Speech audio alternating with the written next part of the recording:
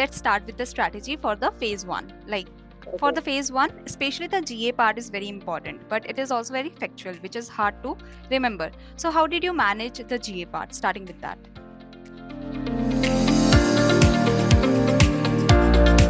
Okay, so coming to the GA part, and mainly finance segment in finance current affairs in the GA part. Yes. I prepared combinedly for phase 1 and phase 2 together for the finance part, because I can do multiple revisions. I almost revised finance current affairs for almost maybe 20 times. Like some things are even printed in my mind even now.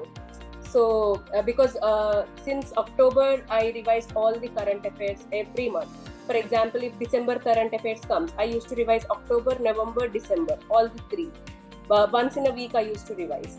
So GA, mainly finance current affairs and government schemes of videos of EduTap were also so helpful. And mind maps of EduTap are best for last minute revisions. And even while entering into the phase 2, outside the center, I was sitting with my laptop opening the EduTap mind maps only.